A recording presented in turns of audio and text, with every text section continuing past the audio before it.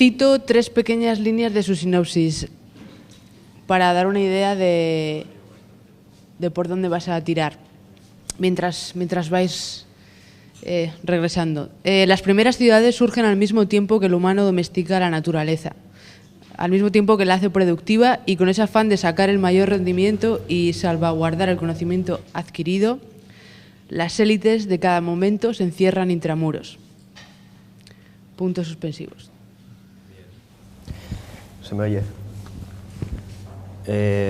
Sí, eso es lo que os envié, que era lo que íbamos a hablar, pero como veía que tengo una capacidad de liarme bastante asombrosa, he recurrido al diccionario. Es decir, desde ayer también ya empezamos en el debate de ayer lo que era los límites de la ciudad, la naturaleza, la cultura, sin poder llegar a ver realmente lo que es cada cosa, ¿no?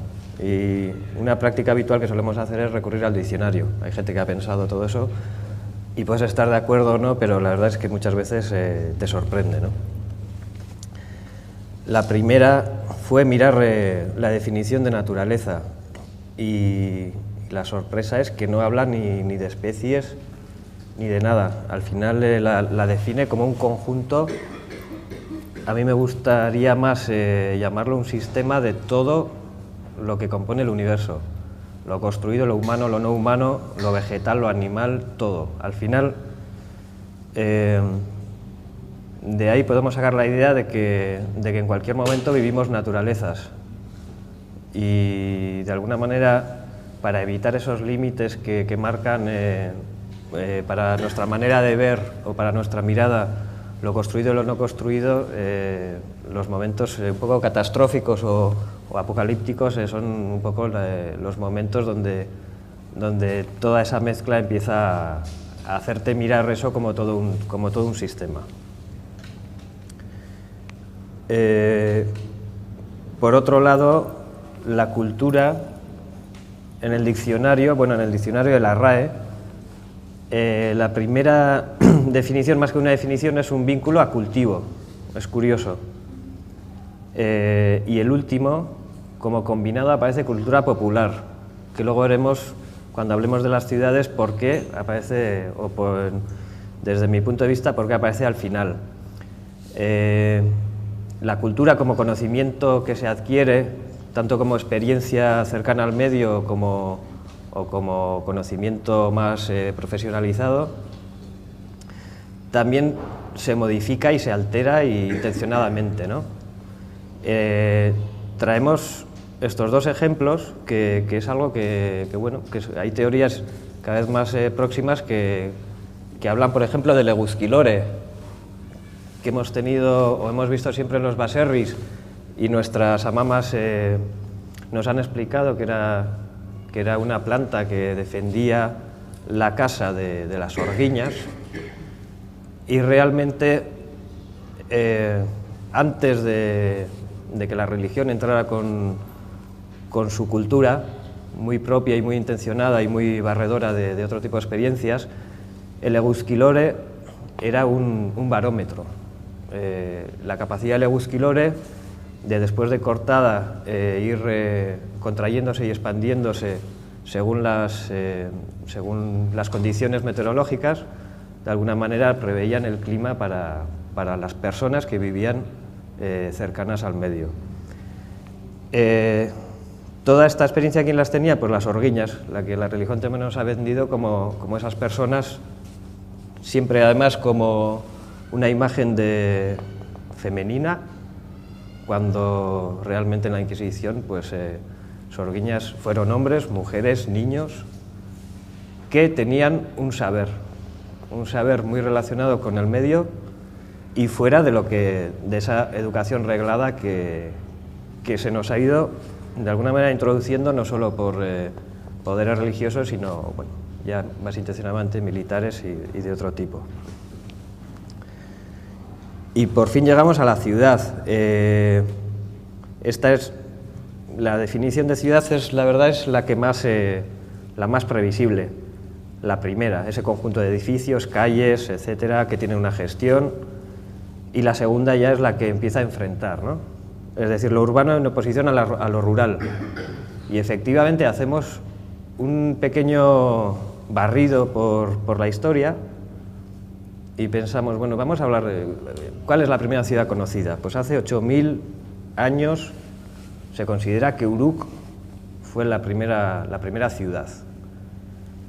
Y como se decía en el texto introductorio, es el momento que el humano deja de ser nómada, se convierte en sedentario, empieza a domesticar lo vegetal, lo animal, lo convierte en agricultura, en ganadería, y como empieza a ser productivo, construye una muralla, la primera ciudad.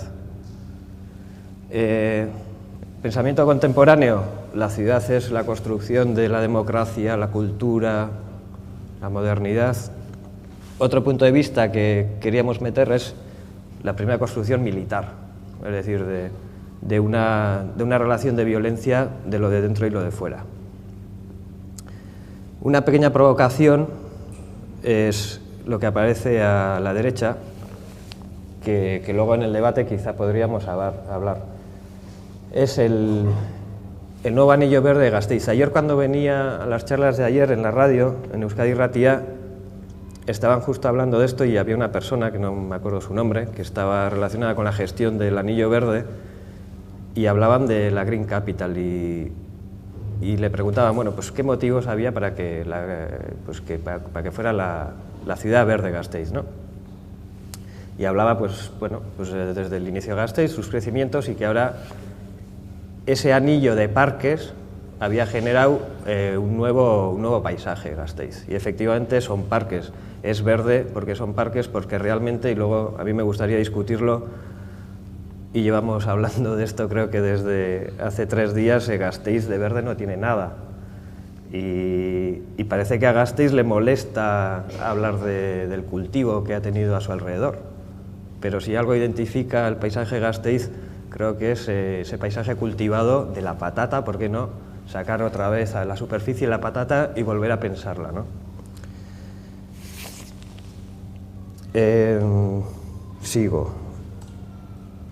Esta es la imagen de ese Gasteiz, ¿no? De ese anillo, bueno, en este caso ni siquiera es verde, pero ese anillo donde llega el límite de la ciudad y parece que ese urbanita correcto funciona dentro de las reglas de lo urbano y bueno, pues llegará pues a los límites de ese anillo y volverá a la ciudad. Y es también una pequeña, si puedo hacer una pequeña crítica al mapa aquel, que siempre cuando ponemos Gasteiz es hasta el anillo. Gasteiz está compuesto por, ¿cuántos? 60 municipios. Todos los que están hacia el sur todavía siguen viviendo en la agricultura, o sea, bueno, viviendo, en parte. Además, creo que en el plan general se está trabajando una idea bastante interesante, que es que los pueblos de alrededor de Gasteiz abastezcan alimentariamente a Gasteiz. Entonces yo creo que es una oportunidad de volver a repensar ese anillo verde sin crear una muralla de relación, o se tiene que convertir en una red que, como decíamos, pues una red donde estas personas que el domingo salen en bicicleta vayan a través de esas líneas de necesidad que se van a necesitar, pues a ver lo que son los pueblos de alrededor de Gasteiz, que son para mí auténticos museos parlantes, ¿no? de lo que es lo que comemos, por ejemplo, ¿no? Es decir, vemos, no hay las reglas que hay en la ciudad, las máquinas están en la calle, los elementos que se necesitan están dispuestos de una manera natural. Creo que no me he perdido. Más que nada, para evitar lo que ha ido ocurriendo todos estos años de ver en esos pueblos construcciones que no tienen ningún sentido, ni vínculo ni identificación con los lugares a donde van. Vamos a explicar esto ahora con un proyecto, con una propuesta concreta que hicimos en un taller que nos invitaron en León. Organizaban 2 equipos de arquitectos que tenían un formato de taller que llamaban Paisajes Habitados, e invitaban a varios equipos de arquitectos del Estado y luego nos asignaban un grupo de estudiantes algunos bastante más competentes que los propios profes de los grupos, y nos asignan el estudio de la relación que tiene León con ese paisaje que rodea la ciudad, que creo que es bastante parecido a lo que es Gasteiz, porque eran también pues alrededor de 40 y pico municipios pequeños que todavía se dedicaban a la producción agrícola ganadera, y León, en cambio, ya le había dado la espalda de alguna manera y no quería saber nada de eso. También motivada, como veis, un poco las primeras noticias que recogemos son estas, motivada por el tipo de cultivo que ya ni era tradicional ni autóctono, ni tenía ninguna relación un poco con ese... Había cortado de alguna manera esa transmisión de conocimiento, ¿no?, que se tenía. Esta era la foto aérea de... No sé si ¿se ven bien las imágenes? La foto aérea del actual León, que lo veis ahí arriba, y nosotros, claro, lo primero que vemos es lo que debería ser 3 ejes de vegas de ríos que bajan, que eran un poco los espacios cultivados. León los había difuminado, ¿no? La ciudad que da la espalda un poco a su paisaje productivo, de repente empieza a difuminar todo ese área y lo borra. Entonces, bueno, pues como primera premisa decimos, pues vamos a introducir ese eje, recuperando de alguna manera, tanteando cultivos que habían sido productivos, tanto cultural como económicamente, en esa zona, y vamos a intentar que no haya una separación entre los límites de la ciudad y todos esos paisajes productivos, a ver cómo podemos hacer que la gente vuelva a mirar al campo pensando que es algo digno, ¿no? Entonces, lo primero que hacemos, nos salimos de la ciudad y lo primero que encontramos es muy cerca de León, en todo su alrededor, a una gente fantástica, además, que nos explica lo que fue el cultivo del lúpulo, ¿no?, que es uno de los ingredientes de la cerveza. No. Bueno, y claro, como arquitectos vemos esas estructuras que ahora vais a ver más y empezar, pues, ya nos emocionamos, ¿no? El cultivo del lúpulo es algo alucinante, ¿no? Porque crea como una estructura simple, abierta, que se puede adaptar como a 1000 cosas diferentes, ¿no? No sé si se le oye. Esos palos que salen ahí, que salen se oye bien. así de grandes. Bueno, ella nos explica cómo funcionaba. Plantas son esas. Pero ahí, claro, salen gordas porque ya se dejaron esas plantas. Bueno, pues cómo brota así, de alguna manera la planta del lúpulo, y por unos tutores un poco va subiendo hasta crear lo que luego veremos que... ¿Van también arriba horizontales o no? Y nos empieza a anticipar que antes cada pequeño propietario tenía su plantación de lúpulo, que le daba riqueza, y que cuando entró una cooperativa que monopolizó toda la que empezó a ser intermediario, de alguna manera eso se fue, de alguna manera, por decir pronto, al carajo, ¿no? Aquí estas son es la planta, y después esta se encarga por una cuerda de estas, ¿ves? Que se ata ahí arriba, se ata aquí abajo, está el alambre, estas no se arrancan, estas se cortan cuando en marzo. En marzo o en abril las cogen y las cortan. Claro, de momento hasta aquí, y después ya se comienzan ya sola. Ya va subiendo ella sola por la trepa. Además, estructuras simples, utilizando recursos cercanos que no necesitan ninguna tecnología, construcciones como muy abiertas para pensar cualquier tipo de ecuación, ¿no? Que esté así, estos tallos se arriman a ella y ya van subiendo ellos. Me refiero a los que la producen como masivamente, como campos más grandes. No creo que tengan estos palos que son ya añejos, ¿no? Sí, no, pero ¿qué más da? Pero hay muchos que los tienen de hierro.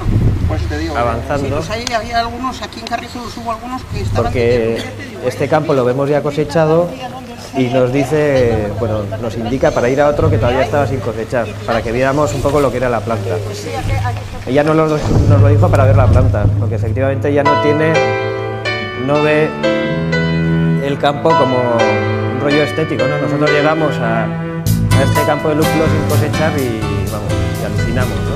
Casi como lo que podía ser jardines verticales o estos jardines colgantes que suponen, ¿no? Entonces todavía te empieza a hacer imaginar más cosas, es decir, porque en la ciudad, en vez de parques decorativos no podemos tener paisajes productivos, etcétera, etcétera, ¿no? Entonces, bueno, ya voy a ir pasando, porque esto ya un poco nos sorprendió todavía más. Luego vimos, cada uno tenía su peladora, etcétera, y luego llevaban a la cooperativa, que era el que les había arruinado de alguna manera la producción propia. Nos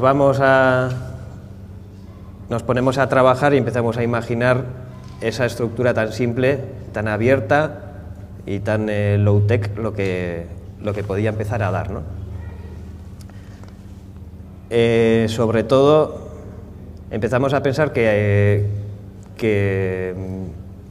aparte de cultivar un producto, o sea, aparte de cultivar una materia, que la oportunidad podría ser, de alguna manera, pensando así simbólicamente, podríamos llegar a conseguir un producto, ¿no? con todo esto. A la vez que la estructura con la que se cultiva el lúpulo pues diera 1000 respuestas diferentes a diferentes espacios. Esta era de alguna manera como echar ideas para ir imaginando, ¿no? Las capacidades que podía tener.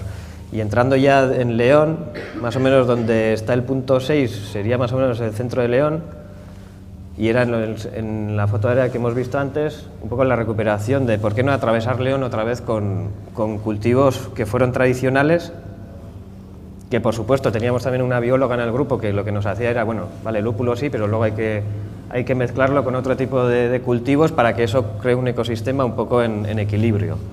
Y según atravesábamos la ciudad, esa estructura, aparte de ser cultivo del lúpulo, pues se iba mezclándose con otros usos que de alguna manera tenía cerca en la ciudad, industriales, había nuevas empresas de biotecnología, etcétera. Entonces, bueno, se iba transformando, iba cogiendo forma, ¿no?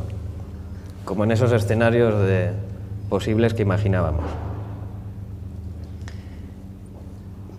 Pues como parque rural, ganadería, etcétera. Teníamos un crack en el grupo que sabía programar, no sabía dibujar, pero metía caracteres y salían cosas de este tipo. Nosotros no controlábamos nada de eso, Alvarito, y él nos decía, darme condiciones que yo os doy posibilidades de actuar. Es decir, también pensábamos que no queríamos ordenar todo ese paisaje como lo hace el urbanismo, que es de esa manera tan subjetiva, que es el que traza una línea, ¿no? Bueno, entonces él programó este sistema que tanto con las variables que le daba la bióloga del equilibrio que tenía que mantener el lúpulo con otro tipo de plantaciones y un poco los ejes que le marcábamos de dónde podían aparecer esas plantaciones, pues organizaba esto, ¿no?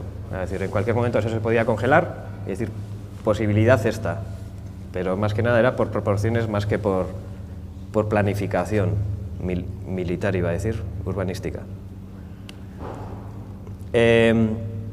Empezamos a imaginar qué más puede ser una lupulera, tanto en el campo como en la ciudad.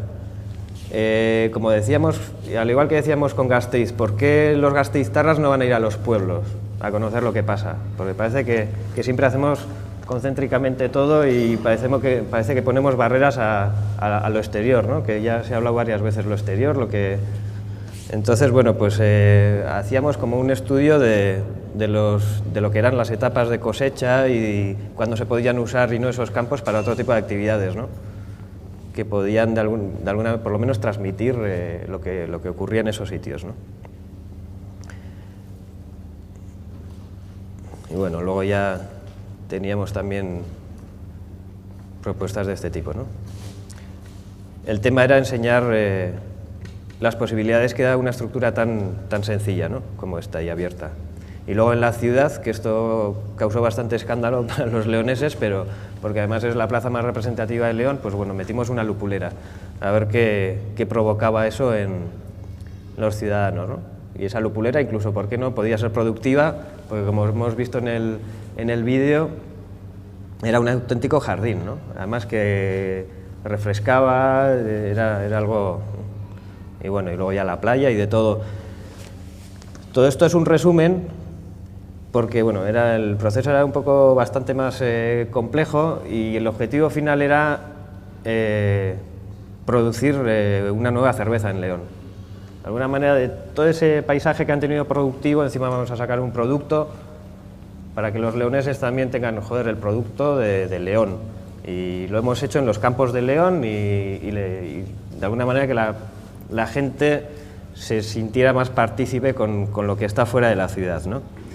Entonces cogimos botellas de Mau, diseñamos una pegatina, le llamamos cerveza La Leona, porque creo que en León, como ya existía aquí, cerveza La Leona, y nos fuimos una mañana de domingo al mercado de León y fue alucinante, porque lo vais a ver en este vídeo.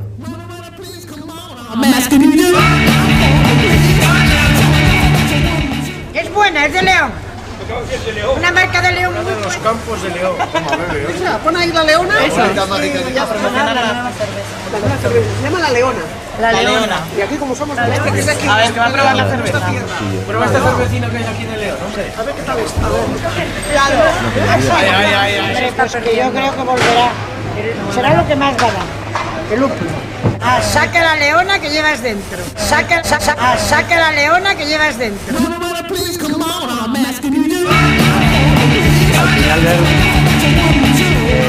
sin saber lo que iba a ocurrir con esa pequeña ficción de meter un producto que no existía, pues un poco nos llevamos toda esa sorpresa, ¿no? de las ganas que tiene la gente de identificarse también con lo que se hace, ¿no?